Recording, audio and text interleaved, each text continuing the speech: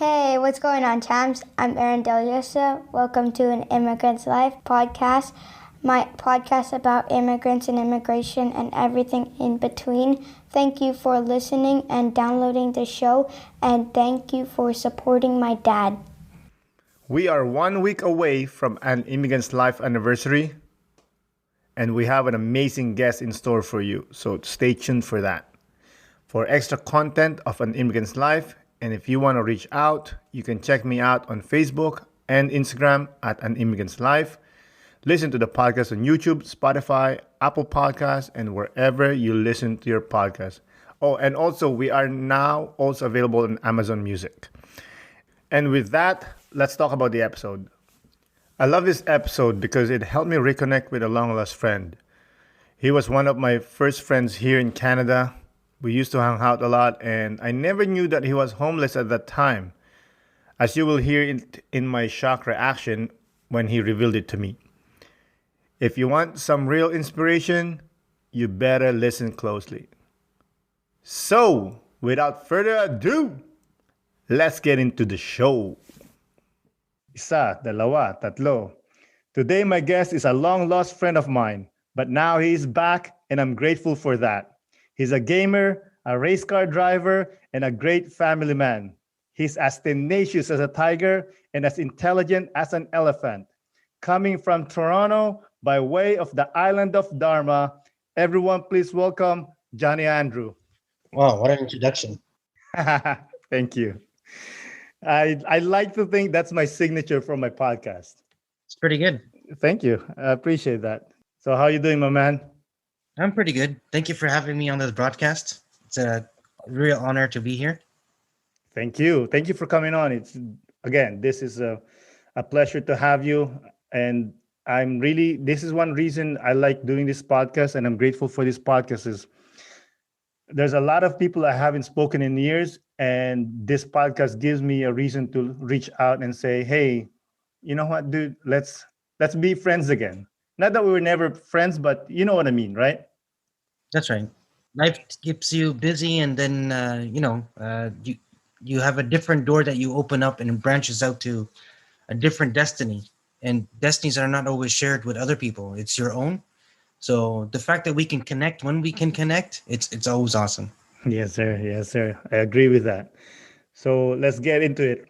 This is the one thing you told me. It was fascinating. You said you love racing on the weekends. And what kind of car do you drive when you race?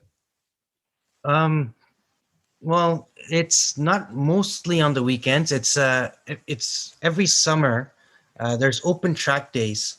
There's 3 tracks that are out there in Ontario. So the 2 that I go to, it's called Cayuga and Shannonville. And the car that I drive for fun, well, the more current one is the C63 AMG, made by Mercedes-Benz.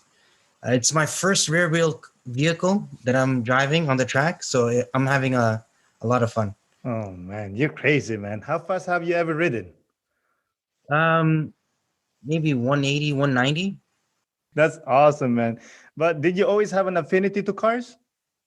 I did ever since I was a little kid. I remember one of the kids at school had one, and he had a duplicate. So he gave me the duplicate, and then I went home and I showed my parents. I'm like, hey, can you get me more cars like this until I can drive a real one? And then, they giggled and they said, sure. And then instead of getting me like a Lamborghini or Ferrari, they got me like little Toyota Corollas or Honda Civics.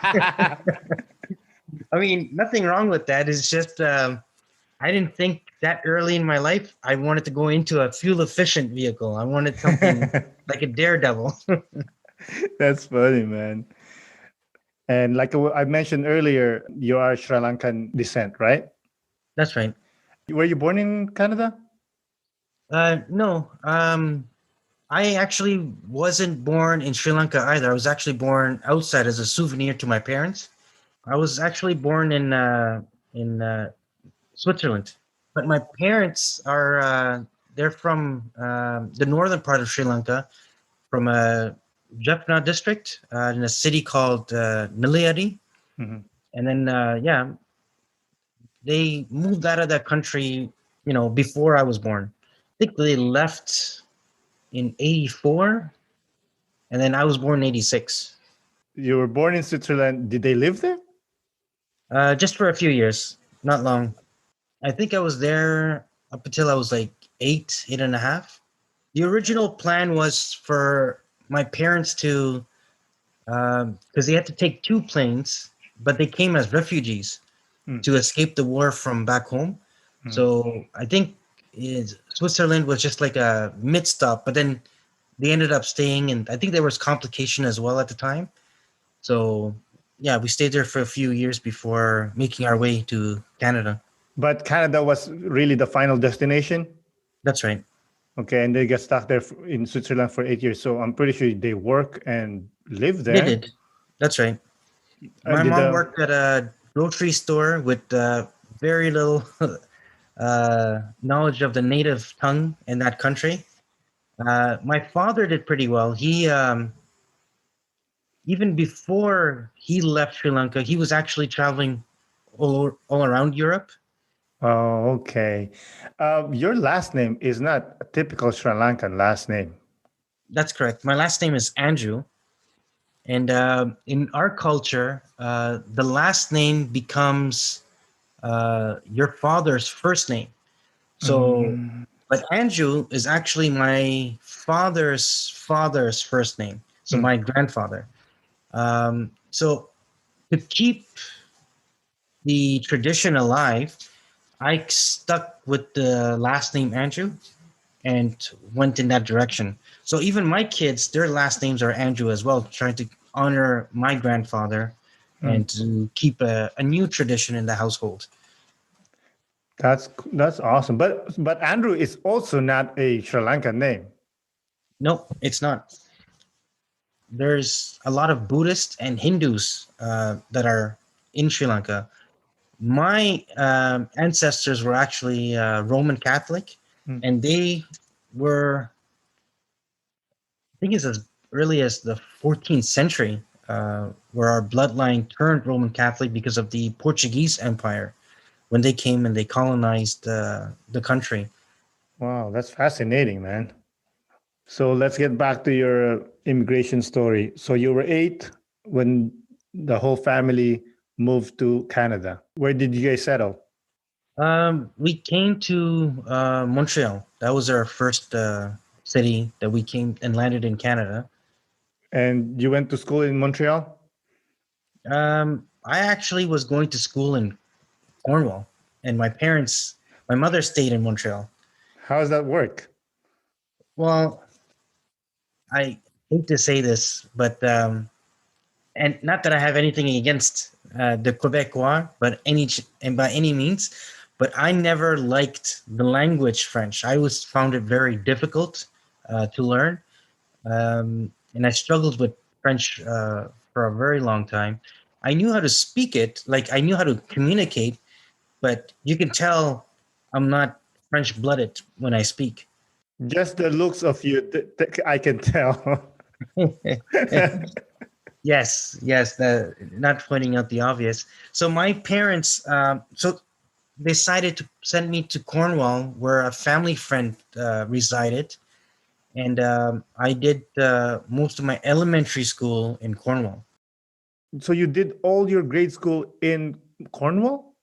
Yeah, from grade 5 to I think 8, because Okay. they made me skip grade 4, so I went straight to from grade 3. I went straight to grade 5. Oh, okay. All right. Grade 5. And then you must be missing your parents then. Uh, I mean, I missed the Mother's Day and Father's Day, but we always made the effort to see each other during those important holidays. So they would come pick me up, or I would take the bus and go see them. At that age? Well, taking the bus, I don't mean like Greyhound or anything that like a public transportation that we are well accustomed to. But in our community, in the Tamil community, we actually have these like these large vans that you can go into, and you pay the driver. It's actually a small business, but privately run, and they'll make sure that they safeguard you until your destination. Wow. Yeah, I that's awesome. yeah. That still happens to right now today? I believe so. I mean, I haven't taken these in a long time, but it's just because our Tamil community back then, we were very, very small in population, and we didn't have an opportunity to grow and um, really become part of the economical system. So what we did was we helped each other as a community. So anything when it comes to food or clothings or anything like that, uh, we know someone that works at a factory that can get those for cheap, and then we bought it off of them. So we basically bought it in bulk, kind of like what Costco is today, right? But But illegally. but we did it back then, and it's just to support each other and just Of to course. get by. Which is a great thing, community. Hmm. And so you finished your grade school in Cornwall. By the way, for the listeners, Cornwall is about what, like an hour or 2 hours from Montreal? It's about an hour away. So you finished grade school. You went to high school in Quebec? That's right. Okay. And how's that? It was good because this is about the time when my parents got their Canadian citizenship. So I automatically became a Canadian citizen because I was a minor, and it allowed me to, now live with my parents, go to school there. Um, Being a minority, though, I had my own kind of um, insecurities and uh, trials and tribulations that I had to deal with. But apart from that, just being with my parents, that gave me some support back then. Hmm. Yeah, especially for a young growing man like you.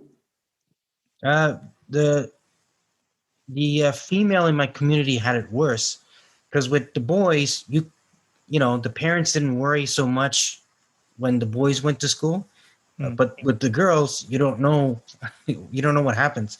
So some parents actually have to change their working schedules to make sure that they could either get them picked up or drop them off to school. Yeah, because they're very conservative, I'm assuming. That's right. Wow, that's rough. Well, And sorry, go ahead. sorry. It's just a culture shock for my people coming from a country where we lived in villages to where there's buildings that are like you can't even reach the roof like it was back home. Sri Lankan people that I've met, they all have the same kind of mentality, which is where they're into that culture shock. So everything is new to them.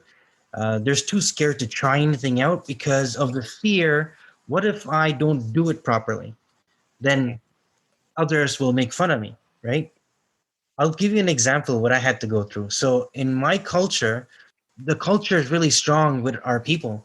So one of the things that we do is when it's lunchtime or dinner time and you're with people, you share your food and you eat with everybody. Hmm. So um, I always try and do it with my friends or classmates. And some people look at me and say, we're not that close. Right? Yeah, I would get insulted. I'm like, why doesn't he like my food or something? Right? But then that's what I mean about the culture shock. Here, you bring your own lunch, you eat your own lunch. You don't share your lunch with anybody. When you go out with a friend, you are expected to pay for your own meal, right? Hmm. In my culture, it's not like that. When we tell you to come hang out with us, don't worry about the money. We're gonna help each other. Like we're here to spend that quality time with each other, right? So we took a big offense when people didn't want to uh, collaborate with us because we thought that they didn't like us because of the way that we dressed or the food that we ate. And when you were a kid, yes, that is a case. That's what other kids were thinking. But for the older audience, that wasn't the case. Hmm. It's more like you have to build that relationship with them before they're willing to come into your circle. And what's puzzling is that a lot of uh, the immigrants or refugees that come here from third world countries, we automatically, now I was guilty of this too, we automatically just assume that those people are racist. Mm. But in fact, it's not racist. It's just your culture was too strong and you're forcing your culture onto other people. And, as much as we are in a culture shock, if they are not aware of our culture, we're shocking them as well, I love right? that. So it goes both ways, Wow, right? man. I never look at it that way. No, no, a lot of people haven't. I like myself, I didn't look at that way. You know how many innocent people that I grew up calling them racist? Mhm. Not to their face, but behind their back, because I thought they were racist. And Mhm. then when I got older, I realized, no, they're not racist. They're just busy. Mhm. And I'm getting in their way. I'm getting, in between them and their destiny, whatever that destiny is for that day for them. Wow. Yeah, you're so right. Like they're not racist. They're your culture shock, and as well, they are culture shocked by your culture. And Mhm. then there's a misunderstanding, and you never had a moment to like have a sit down and say, "Hey, by the way, this is what we do. How about you guys?" And because of that, there's a disconnect, miscommunication. You know what happened when there's miscommunication? Yeah, misunderstanding starts to form. Exactly. I want to ask you, did you ever feel unwelcome or an outsider in Montreal or in Cornwall? Um, Both. In Cornwall, I was young, elementary lifestyle. So Mhm. we don't, children that age don't necessarily think too deep about stuff, but we do know as children that if we're not welcomed. So I got a lot of unwelcoming um, presence when I went to, the other kids' homes. Now at school, I didn't feel that much because when it's recess time and everybody goes and plays, whether it's tag or soccer, uh, we are all mingling together. The only time I felt the unwelcomeness is, let's say, I made a really good friend in class, and I we decided together that, hey, why don't you come to my house, or they invite me to their house. So when I go, like, I couldn't invite people to my house because I lived with a relative, so I would go to their house instead, and their parents wouldn't know what to feed me or what to do with me, right? Like I was like a stray cat or dog that their son picked up, from the streets. Mm. So, and there's some that made me feel really welcome, but most of my experiences, that's how I remembered. In in Montreal, or in Quebec, I felt I felt something similar, but I've also experienced racism more over there only because I was older. I was a teenager. So I felt like I was an adult, even though I wasn't a real adult, but Mm. going through my adolescence. So I thought I was better than most people, I smarter than most people. But when I felt the disconnect, not just in culture, but the fact that they don't want to spend time with me, I said to myself, you know what? You're missing out on me, so that's fine. But then I disconnected from everybody. So even Mhm. people who don't deserve for me to be disconnected with them, I was disconnected with everybody. Mhm. And my whole high school life was like that. But that's also because in the middle of my high school life, up until the end, I was going through something that the other kids weren't going through. That's not considered normal. And you know, it just made it easier for me not to talk about it, because if I talked about it, then I would alienate myself to the other children, or sorry, to the other teenagers in that school. Can you talk about what was you were going through then? um so my so when I kept saying my parents came here, it actually wasn't my parents that came here together. My mother and father actually separated before we came to Canada. That was one of the reasons why my mother couldn't leave Switzerland as early as she could, because my biological father just said, if I send you there, you're going to take my kids with me. so I'm not going to do that. And all of my mom's brother, sister, and even her parents, they all lived in Canada. That's why we stayed in Switzerland, or my mom felt like she overstayed in Switzerland longer than she had to. She felt like she married the wrong person. Um, and at one point in her life, she was thinking, you know what, now that I'm married, I have no choice but to stay here. So she found love again in Canada after she divorced my biological father. So yeah, after that separation, she got the custody over my brother and myself, and she took us with her quickly to Canada, where she could be reunited with her brothers, with her siblings and her parents. And in my culture, being divorced is a very big taboo. You don't do that. And my mother felt that she was shunned out by her own blood relatives. So she had nobody, and she tried her best to be a single mother and raise two boys by herself.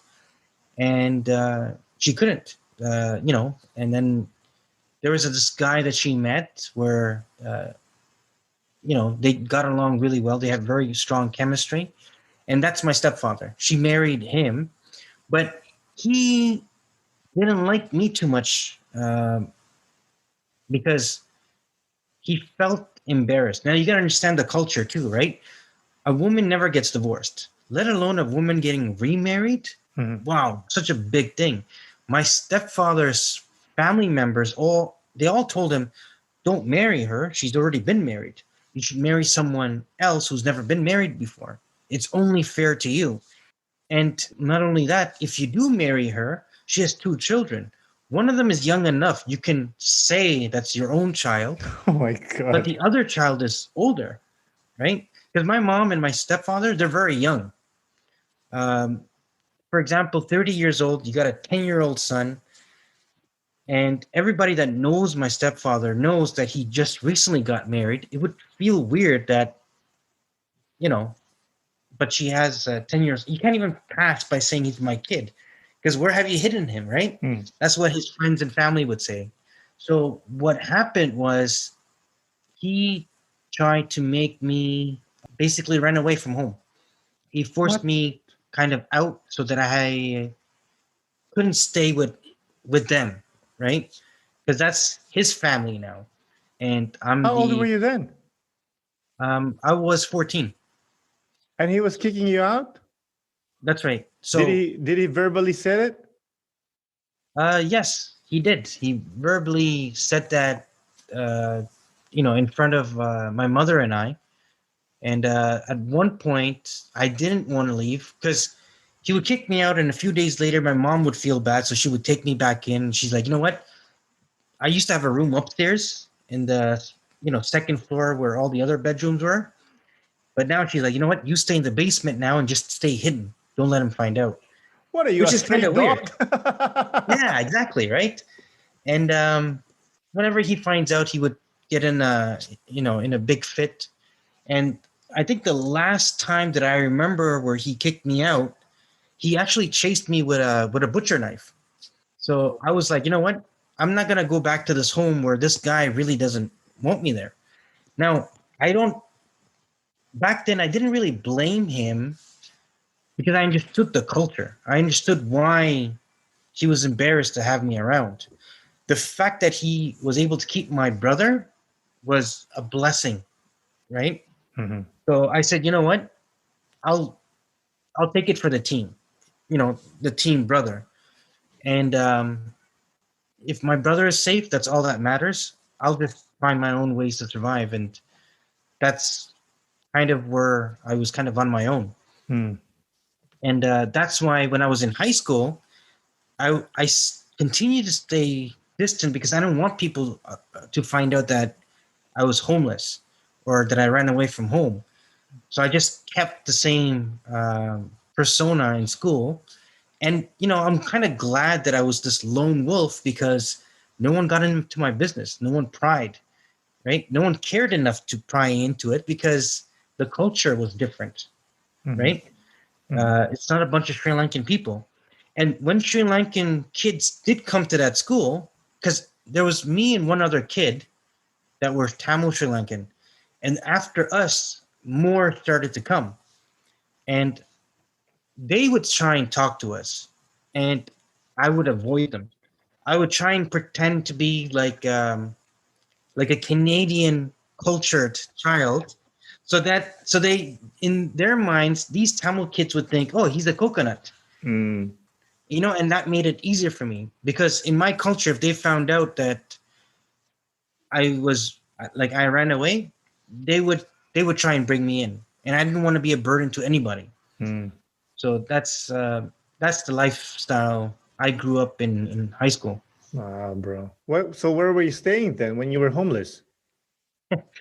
Um, oh man, this brings so many bad memories. But now that I think about it, it's like I can't even believe it myself that I went through it. But in in the summertime, nighttime does get really cold, even in summer. But I kind of built a tolerance to a certain kind of coldness, and it doesn't matter if it's the school park or the park that's in like near a neighborhood. I would sleep on the bench, What right? the fuck, dude? Yeah, this is during the summertime. In the wintertime, I would always try and see if I can sneak into like an apartment building. When someone opens the door to Mm-hmm. get in or get out, well, I Mm-hmm. would try and sneak in, but I can't like sleep on the hallway. So I would try and see if I can get to the basement if it's accessible. And the safest spot that I found was where the garbage compactor room was. I would sleep.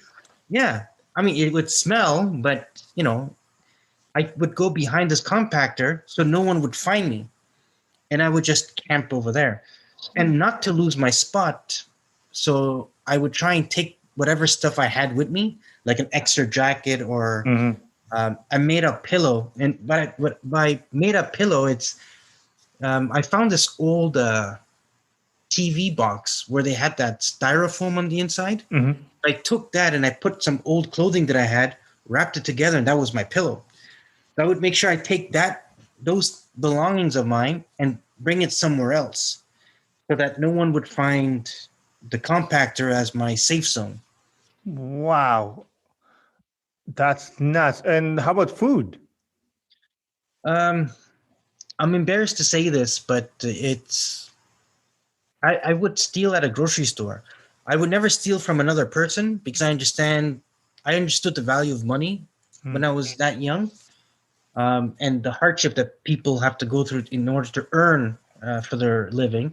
But at a business, at a like a convenience store or a grocery, it's a business. I understood that you have to take a loss, every month.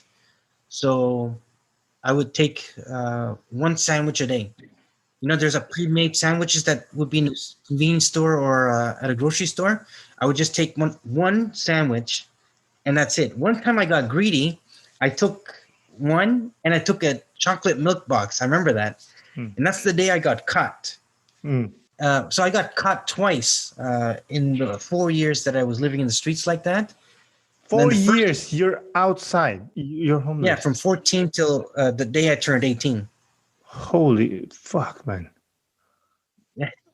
I can't believe it myself because it's a young age. But back then, your mind kind of changes. It like you have this instinct in every person has this. It's like a switch that comes on when it's time to survive. Mm-hmm. So it doesn't matter how sheltered I was, how much little I knew of the first world, country and all of its technologies and stuff. Once that switch turned on, it was time to survive. Didn't matter what it was, whatever was necessary, I did it, but to a moral cause. So I wouldn't do anything immoral in order to survive. I would always try and find the moral way to survive. Of course. So let's get back. You got caught. What happened?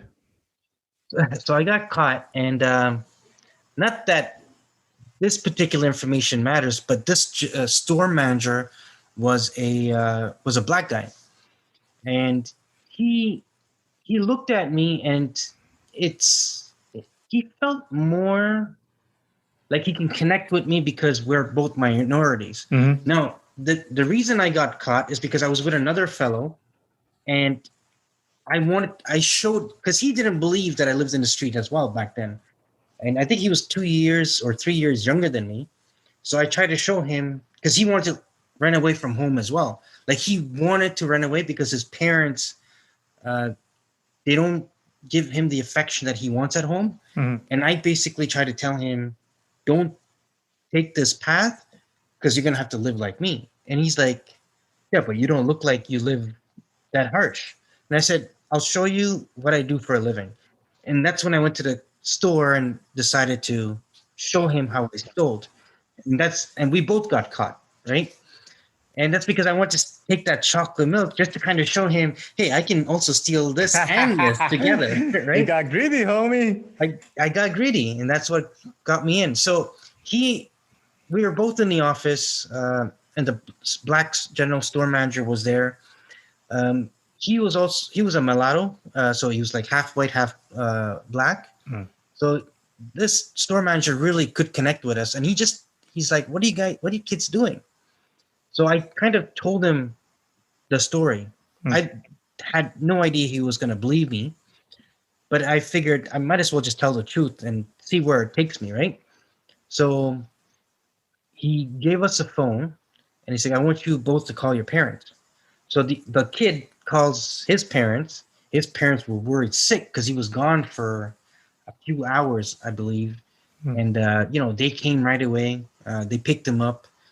And he's like, aren't you going to call your parents?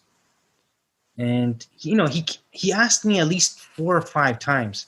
And I kept looking at him. I'm like, no, I don't want to. Right. And I think it was the look maybe I had on my own face that he was able to see when that kid that I was with, when he went and hugged his parents and his parents hugged him. I think I was crying on the inside, but on the outside, I was doing my best not to show it, right?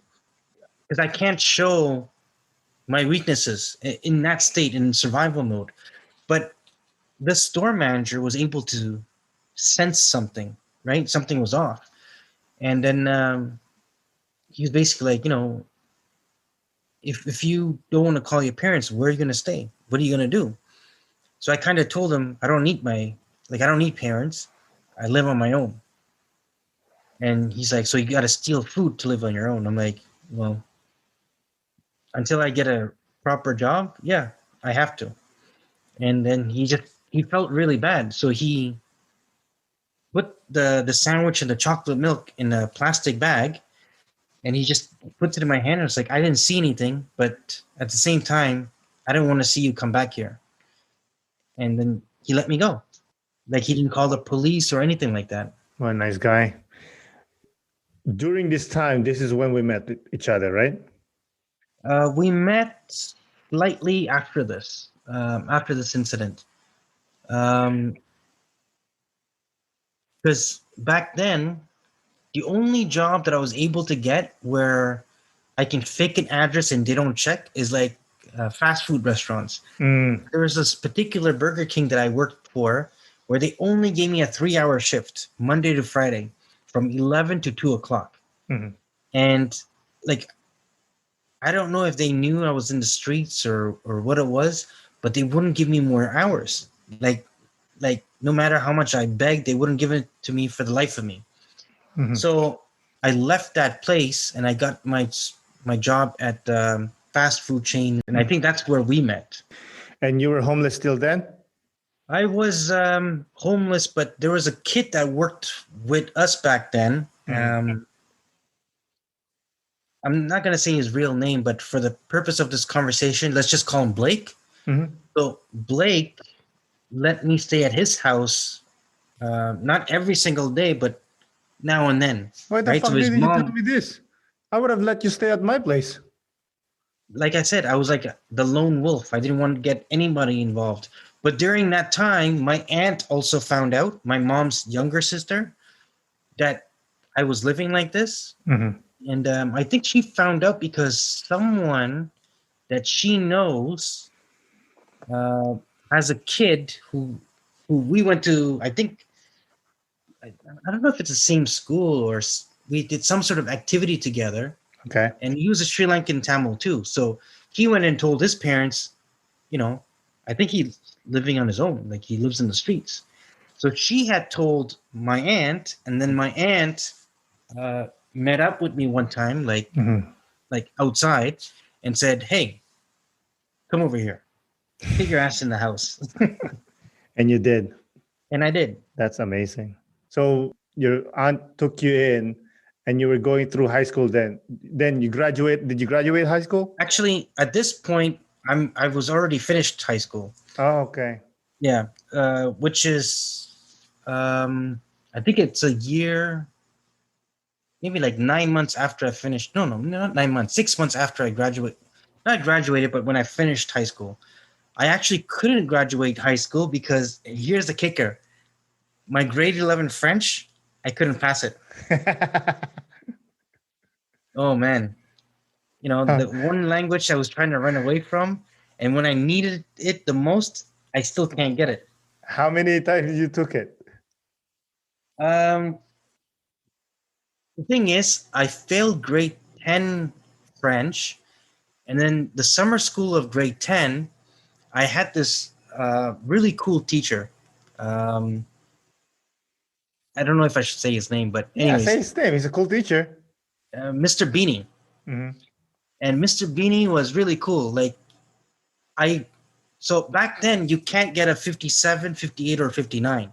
It's either a 56 or a 60. 60 is a pass and 56 is the fail. But it's the teacher's choice whether they want to pass you or not, depending on your potential. So I believe I got a 58 in summer school, and Mr. Beanie said, "You know what? I'll let you pass, but you got to promise me you're going to try a little bit harder." And I said, yeah, of course, Mr. Beanie. Yeah, just give me the pass. And then by the grace of God, he was my grade 11 teacher. Oh my God. When I saw Guess who's him and he back, saw bitch? me, oh man.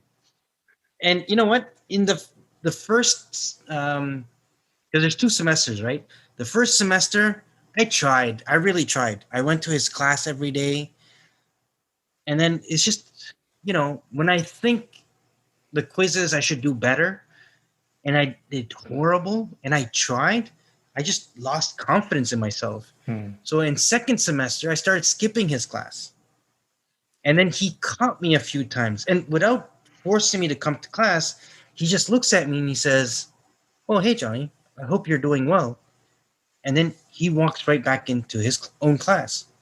And I think he was doing it to, like, purposely just to see if I was skipping his class. And he caught me more than once. Now that I failed his class again, I think this time I got a 57. He's like, he just gave me a 56. He's like, "No, I'm not gonna pass you this time because you didn't keep your promise." You let me down, Holmes. That's it. And you know what? I was so angry with him at that time, and I didn't yell at him or anything like that. But I was like, man, I have, like, you need 54 credits, I believe, to pass high school back then, plus certain credentials. I had 76 credits. I had all these like fancy courses that I did, but French was the only thing keeping me down. So I tried to explain that to Mr. Beanie. Like, I just need French, and then I'm done. I'm done high school. I can go to, CEGIPT, which is college. And he's like, "Well, I don't want to give it to you, and you'll thank me one day." And the reason why he didn't want to give me that pass is because he's trying to teach me a lesson. And that lesson, it's quite simple. If you're given things in life, you will never, ever appreciate it, right? Just like if someone buys you a brand new Mercedes Benz, you're not going to appreciate it because you got it for free. But if you worked hard, your sweat, tears, and all of your being went into buying that vehicle, you're gonna love that car. You're gonna store it. You're gonna detail it every week, right? You're gonna put accessories on this thing. It's because it's your baby, right? Mm-hmm. So Mr. Beanie, like all these years, I still remember him because that was a valuable lesson that he taught me. It is. It is. But you know what? Fuck you, Mr. Beanie. Anyway. So you couldn't graduate high school. What did you do then? I went to adult ed for a year. No, I think for a year, and I did some advanced sciences and mathematical courses, Mm-hmm. and I also took French and was it chemistry? I can't remember. There was a fourth subject I also took. Mm-hmm. The math and physics I passed with flying colors because I was always good in those two subjects. Um, I passed the last class too, but the French I still couldn't pass it. Right, and no more Mr. Beanie. I got a different teacher, this lady teacher, but same thing. I would try. I would really try, and I guess I'm one of those students where I've got so used to getting good grades, like not amazing grades, but decent grades, that all of a sudden when I get a test paper and it says like you failed, I would be like, that's like an insult. It's like a spit on the wound or something. Wow. And I start skipping her class too. And I was like, and I failed French again. Right? So I was like, no more. I'm not gonna take this anymore. Like, but then I still applied for CJEPs back then, and because I was like, you know what? Let me try to go in as a mature student, see if they'll take me in that way. But the thing is, the school board has your actual address, so the address where my parents resided in. So I was like, you know what? I'll let my brother know that I applied. This way, if he gets the letter, he'll let me know. And now that my aunt had taken me in, my parents are forced to interact with me, or I should say, I was forced to interact with them. And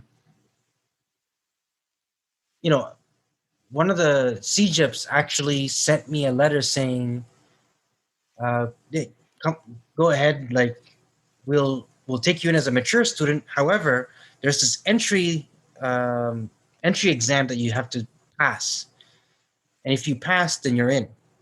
We'll tell you the start date or the orientation and all that stuff. And I passed that, and then I was waiting for the acceptance letter, and then I never got it. And I was like, in my head, I'm thinking, I'm pretty sure I passed. So I was I gave up. I gave up with the province Quebec because of the schooling, because I didn't want to be the kid that went to the streets and then lives by the streets. I wanted to progress from there, blossom into something else, which is continue my education, because I knew how important education was. Hence why I never dropped out of high school and I stayed at it. So there's this girl that I actually there's this family friend that I resided with in Cornwall when I lived with them. Oh, okay. So they This had is the two family kids. friend that took care of you when you were young? That's right. Okay. That's right. So they had two kids. One, their daughter, which is same age as me, and their son, who was a year younger than us. And I still was in contact with both of them, even afterwards. So the girl told me, why don't you come back to Cornwall and try your schooling over here? And I said, oh my God, why didn't I think of that? But I didn't know what the process was. So she told her mom, and her mom says, yeah, he can come stay with us. So I stayed with them for, I think it was a month or 2 months. And, I went into the local high school and seeing if I could transfer my high school credits in Quebec and bring them into Ontario, and how that would work. Because without a high school diploma, I couldn't go to college here.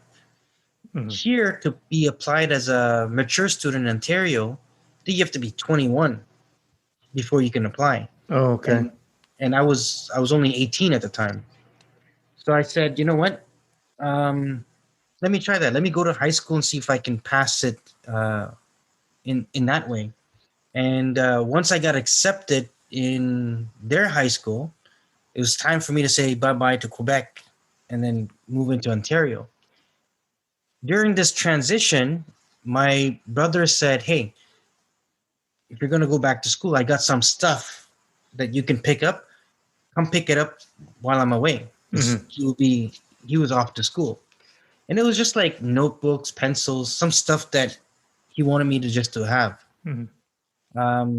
So I went over, and I believe my stepdad was home, but I think he was sleeping upstairs because he had a night shift or something. And I also found like food in the fridge. I was like, you know what? I'm gonna definitely eat before I get out of here. So I grabbed something, put it in my face real quick, and this wrapping that I had, I threw in the garbage. And it's funny because it's one of those garbage where you put your foot underneath and then the lid opens up. And I saw something in the garbage with my name on it. It says Johny Andrew, but it's all ripped up. And I was like, what the hell is this? So I go to pick it up, and it says on the top, it's like John Abbott, the CJET, the college, with my name. And I was like, wait, let me get the rest of this paper. So first time I'm digging through garbage to look for something. Didn't even do that when I was in the streets looking for food. And I'm digging up and I'm finding these pieces of paper and I'm putting it together. And it's basically my acceptance letter saying that you got accepted to go. But I already made plans to go to Cornwall. So I was like, you know what? I'm just going to pretend I didn't see this and shipped over to Ontario. Okay. So when you got to Ontario, you went to high school and then you got into college? That's right. Yeah. Okay. You told me you end up in Toronto. How did that happen? And then you mentioned to me too, you did civil engineering because you wanted to impress a girl. Is this the girl that you lived with or someone else? No, this is a different girl. Okay. The girl that I lived with, it's actually a very good friend of hers. Okay. Right? So she, and I know this girl back then as well, because I always see them together. So this girl, she was just like, I'll show you around Toronto. I'll show you where the bank is, the school is, whatever you need, you just let me know and I'll help you out. And she was just doing it to be, a person from our culture, from our community, just helping out. And I totally misread the whole thing. And I was like, man, maybe this girl kind of likes me. I'm starting to dig her, right? So, I told her that I liked her and I had feelings for her. And she's like, well, go to school first. Let's see how you do. And she kind of motivated me from behind the scenes. Sure. Now, the way I was going to school now, it was different. Because there's a couple of years that went by that we kind of skipped. But basically, I was just working in between. And I just waited to become a mature student so I can apply and go to college. So I waited till I was 21 before that happened. And I got accepted to 3 different colleges, but I chose this particular one. And, the first year, they took me in a course called General Arts and Science, a program that the school can assess where you are. Just to give you credits. Kind of give you some credits and see where you are so they can put you in something if you want to further your education. Within the first semester, they already told me, you know what, you want to do something else, you can do it. So I spoke to a guidance counselor, told him, I wanted to get into some sort of engineering. So I applied for that and, well, not applied, I got into that. And I was telling this girl about it. Yeah, and during this time, we're seeing each other and she's like, okay, if you're, what whatever. Are you seeing? You guys are dating or? we were seeing each other. We were dating, right? Okay. Um, Wait, is it you're dating and she's not dating you? You're okay, dating maybe it's that. because she knows I had nobody here. I was Mhm, by myself. mhm. So I would like trick her. I would tell her, listen, if you don't come and meet me tonight, I didn't eat all day. I'm gonna starve to death. And she's like, okay, I'll meet you after work. So she would meet me. We would go to a restaurant and we would eat. And that's how I forced her to hang out with me. You Till are eventually terrible. she started to have feelings for me. Mhm. And then that relationship only lasted, I think, a maximum 9 months. And it's only because her mom found out, and her mom knows that I don't have parents and stuff, and she's like, no, this can't happen, right? And I mean, I don't blame her. She just wants the best for her daughter, right? Sure, yeah, of course. And being the person that I was, like, I have nothing to show for it. So, but I said this stupid thing. I'm like, you know what? One day I'm gonna be a somebody, and then I'll come back. Mhm. And then, yeah, Did you pass civil engineering? Did you finish it? I did about a year and a half, and I was like, what am I doing?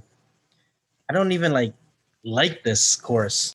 But the real reason I quit is because that girl was no longer in the picture because she met someone at that time, Bastard. and actually she met someone a month after we broke up. But I stuck with the program for at least a year and a half just to see what I could do. Mhm. And when it was clear to me that she's never coming back, I just dropped out. And because I was accumulating so much in debt in the whole student loan, Mhm. that I was just like, why collect this debt? I don't even like this course. I was only doing it for her. Like, Mhm. what's the point?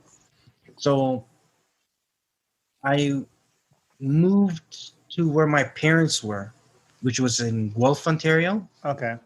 They took you in? Well, they kind of took me in. I was there for 6 months, and then for another 8 months after that, I was living with a friend of mine in Guelph. Just same problem, couldn't get along, and this time it's my fault. Um, Basically, to make the story shorter, uh, I noticed that my stepfather was abusive with my brother, Hmm. and my mother. At this point, I skipped the part. My mother and my stepfather had a child, so Hmm. my half sister was born, Okay. and me and my sister were 14 years apart, and so she's a little older here, and I realized that they were kind of beating her as well, Ooh. and that's one thing I didn't like. I couldn't like I sacrificed myself so that you don't have to be like how you treated me with my brother. But now that my sister is born, you can't just make babies and then treat them the whatever way you want to treat them. You got to treat them with like your life is finished. Their life comes first. Yeah. So treat them with the utmost care. So I turned the street uh, basically the street mind on just to put some fear into my parents. Basically, that was the first time I was able to fight my stepfather back and win physically. Hmm. You Because beat all his the other ass? times, yeah, first time I beat him, right? And then, my mother called the cops on me Hmm. and put a restraining order that I can't be within 500 meters near them. Hmm. But my plan worked because after that day, my brother never got beaten. My sister never got touched. That's awesome. That's nice of you. So obviously you got kicked out of the house again. Did you Hmm. stay in Toronto or did you move back to Cornwall? Well, my goal was at that point was to pay off my student loans and just figure out what to do. Hmm. So I was working at a full serve gas station at the time, And from there, I met one of the three owners of a Mr. Lube shop, and he asked me to come and work for him. And that's when I started getting into cars. Mm. So I went and worked for Mr. Lube. I really enjoyed it. And then at that point, I was talking to some of the other guys that were working with me, and they said, if you really like this, why don't you go into automotive and become a mechanic? Mm. And I said, okay, well, I do love working on cars, and I've always liked cars since I was a kid. Mhm. So why not? And so I applied, and when I finally got accepted, I left Guelph and I went to go live in Toronto again. Oh, okay. And then you finished the school, right? This time I stuck to it and I finished it. Mhm. I passed. I graduated. I felt great. Wow. I went and started working more as a mechanic. But here's the thing. It was the first time I was being a mechanic. So people who went to school, right, they've already had prior experience, and then they go to school to brush up on their knowledge so they can become licensed.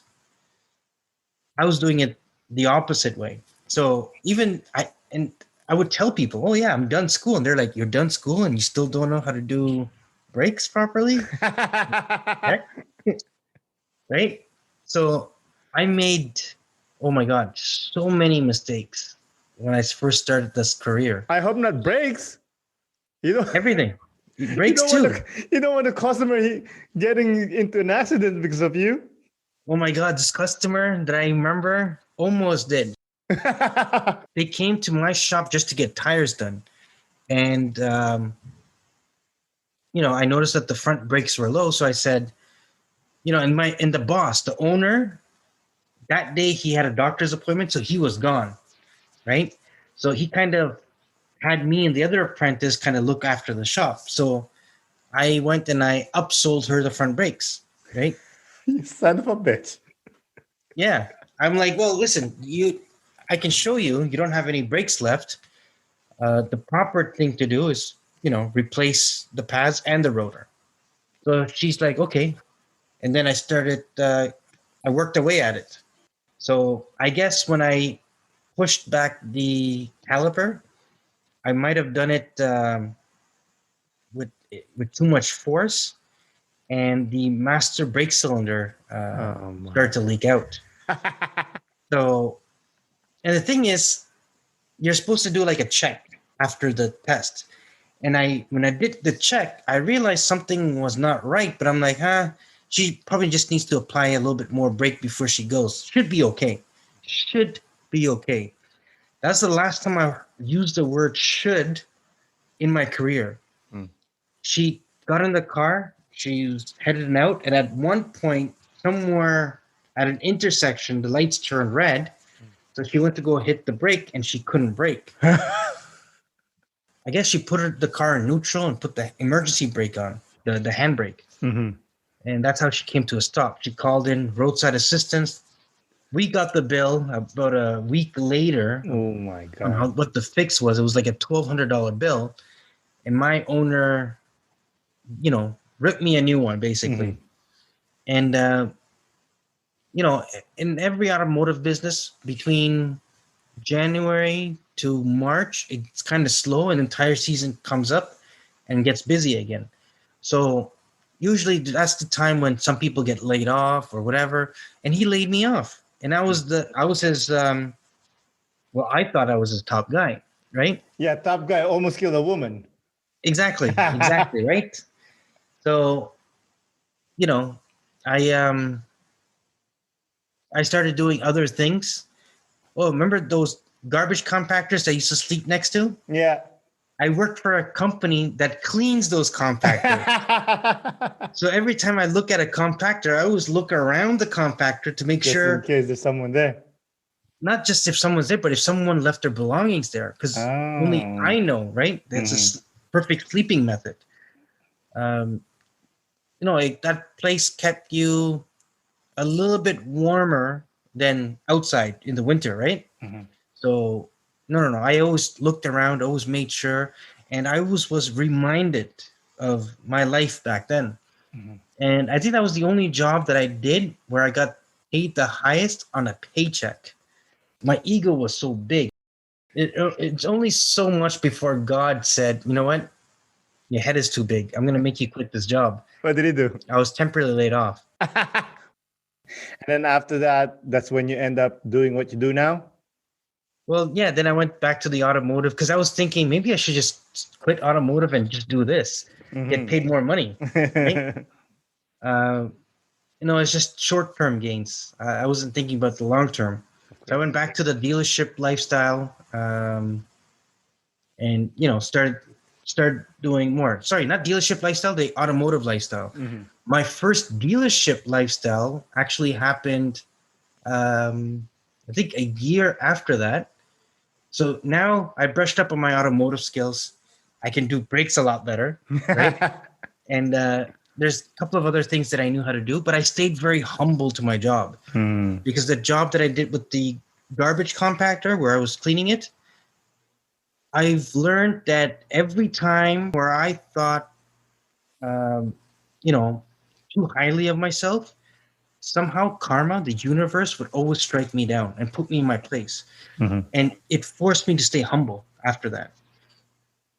So I got this opportunity at a dealership. It was a Volkswagen dealership, and the HR rep was there to introduce me to the fixed operations manager. And the fixed operations manager, I don't know if the ad was old or if he was pulling my leg, but this is basically what he told me. That mechanic posting that you saw online, that job got filled up. I don't have that spot anymore. But I do have a spot as a car wash jockey if you wanted to do that. Because the whole time when he was talking to me about the interview process, and I told him, I'm a hardworking guy, Mhm. blah blah blah blah. He wanted to see if I'm just talk or if I actually meant everything that I said. Hmm. So when he told me that position was no longer vacant and there was this car wash position, Mhm. I basically looked him straight in the eyes and told him, if that's how I'm gonna have to get into the dealership, fine, I'll do it. Wow, And that's he's like, amazing. okay, you can start Monday. And following Monday, got my safety shoes, everything, and I started cleaning cars. Went from being a mechanic to cleaning cars. Not that, and here's the thing: the reason why I was able to do it is because I didn't see it as a downgrade. To me, it was just like it's a job. I'm finally in a dealership. Whatever I do, I'm gonna do it. Mhm. And yeah. Um, oh wait, there's one more thing that I've missed. Right before the dealership, I got into an accident, Oh. car accident. I was walking down the street, and this lady hits me on the side here. The woman that you did the brakes? Maybe no, it wasn't her because I recognized both of these ladies. She was actually she was zoned out. I don't know where her head was. Hmm. She did this left turn and she kept looking that way, and her mind was somewhere else. And then when she finally looked in front of her windshield, she Oh. finds me, slams the brake, and then go flying. Oh shit. Anyways, I'm gonna skip all that 9 months of depression because I couldn't walk for 9 months, Ooh. bedridden for that entire time. But 9 months later, started going to rehab, started walking again, got back in the trade, and went and worked for private garages for a couple of months. And I was like, nope, I screw this. I gotta get to a dealership. So that's where my dealership, like, I need to get into a dealership. Why did you think getting into the dealership was the key for your success? Um, I s- I was kind of different from everybody. So every private shop that I worked for, I got this feeling where they always kept bashing away at the dealership people. Oh, the dealership will, they charge customers an arm and a leg to do the same job that we can do, blah, blah, blah. Mhm. And it was just a lot of hate towards a dealership. But every time I saw a dealership, I saw something else. I saw an opportunity to grow. That's awesome, man. And from car wash jockey, as you said, now a manager. That's right. I put in, um, when you ask someone how long they did their job, I hear a lot of people saying, I've been working here for 16 years or 10 years or 5 years or 30 years. Mhm. But I think the question that when I ask and why it's different from other people is how long did you evolve in that job, in that career? And every year I'm always evolving, and my competition is who I was last year. I want to be better than last year, Mhm. and that's what made me become better and better after each year. My first service manager position was for this really really big automotive company called Delari Group, which Mm. amazing company to work for. And I was the youngest service manager that they hired. Wow. Um, and at first there was a lot of doubts. Can this guy do it? I had doubts in myself. Can I do this? Right? And the GM who hired me and gave me that spot, uh, David Lopez is his name. Amazing mentor, like absolutely amazing. He when I applied to work for him, I applied to work as a senior service advisor. Mm. A service advisor with skills and who comes with mechanical experience as well. And then he basically on my, I think it was my second interview with him, he's like, I don't see you as an advisor. I think you're better suited as a service manager. And I was like, really? Me? I don't think so. Like, are you on drugs? Like, you okay? And I could joke with him, and we knew when to be serious and when we could joke around. Mhm. And that's the amazing thing about him. When he's joking around, he sounds like he's my age. And but then when he's serious about something, like he's got so many years ahead of him in knowledge, and he never made me feel small. And, I think he loved teaching more than telling people what to do, right? Mhm. Because he wanted everyone to get it, right? Wow. Rather than being told what to do. And I learned so much from him. And, the first few months of being a service manager, I didn't hit my forecast. My goals were way off. And he just kept saying to me, just hang in there. You always go through this in life with Mhm. everything. And you only become successful by not giving up. Mhm. Because that's when you actually failed, is when you give up and you walk away. Mhm. So if you stick to it, doesn't matter that you had bad grades or people said bad things about you or discouraging things, just keep coming to work every day. Keep doing it better. If you're trying a tactic and doesn't work, change your tactics, but don't stop coming to work, right? Mhm. Don't stop, doing your goals. And, you know, after seeing my job so so many days later, I started thinking, coming up with new ideas. And the beautiful thing about David Lopez was he lets me try those ideas, even if they sound weird or dumb or whatever. He never told me that they were dumb. He just like, okay, do you seriously think this is going to help the business? And I said, well, I think so. Okay, why? So I would tell him my reason, and he said, okay, try it. Mhm. And when I failed, I would go and apologize. And he would always tell me, don't apologize for trying something different. Mhm. You should never apologize for doing that because you're learning something. And that's when I really understood the concept of learning from your mistake.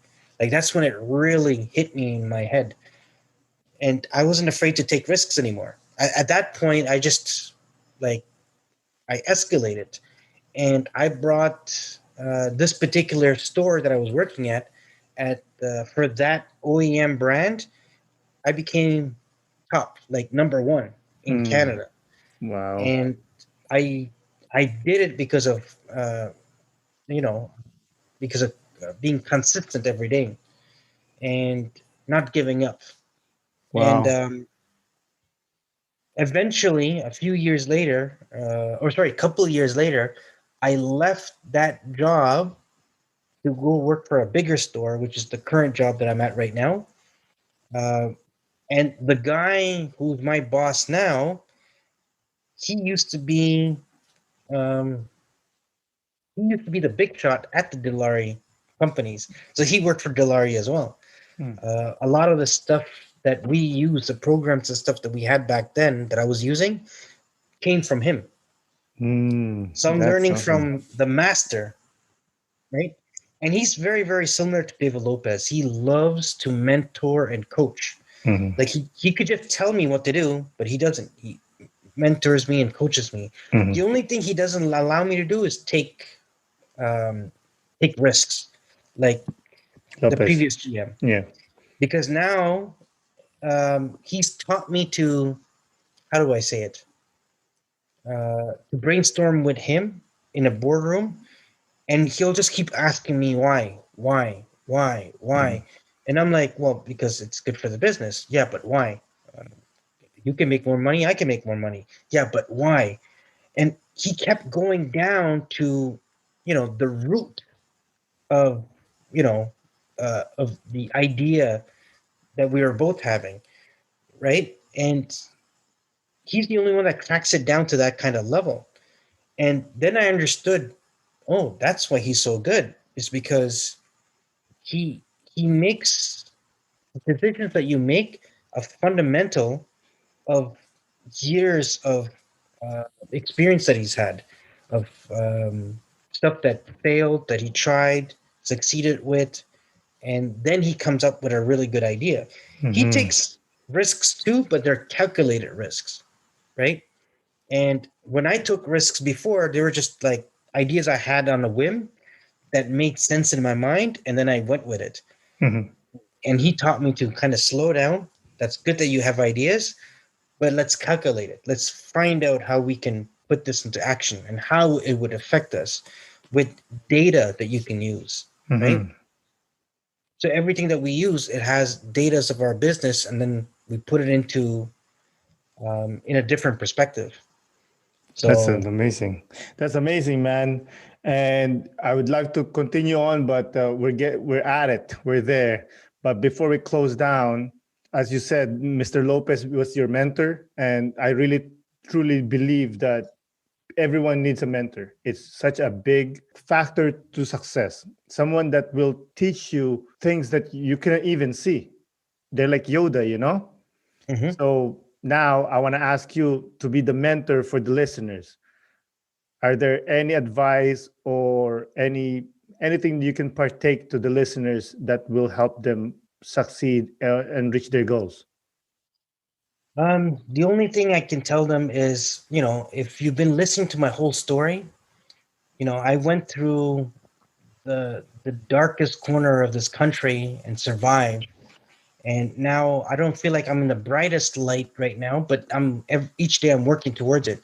So no matter where you are in life, no matter how depressed you may be or how you think life's got you down, the one thing that I hope that you take away from my story is never give up.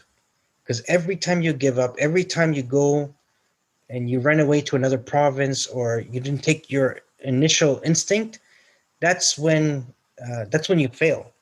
It's when you've given up that opportunity. So think of everything as an opportunity and take it. Take the opportunities as they come, because you will gradually appreciate it because you're the only one that's going to work towards it.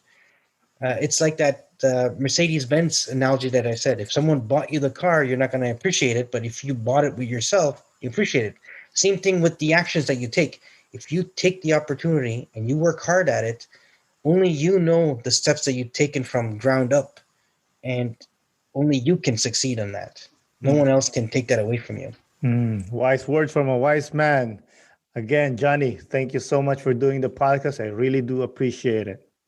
Thank you, Aaron, again for having me. And, it was my pleasure being able to talk about my stories. I hope it can touch, the younger audience of our country, because the youth is our future and we need to be able to give them as much information as we can, being able to mentor them, whether it's physically, virtually, but just to be able to educate them on whatever that the older generation has gone through, so they can perfect it and make sure that situations like this don't happen to the next generation, right? But instead, we find ways to strive together, not as a culture or a community, but as a whole country, as one unit. Beautiful, beautiful. All right. Thank you again, Johny. I really appreciate it. Thank you, Aaron. It was a pleasure. Bye. Thank you, Johny, for coming on the podcast. I really do appreciate it. Thank you, listeners, for listening. This is Aaron Deliosa for An Immigrant's Life. I'll see you guys later.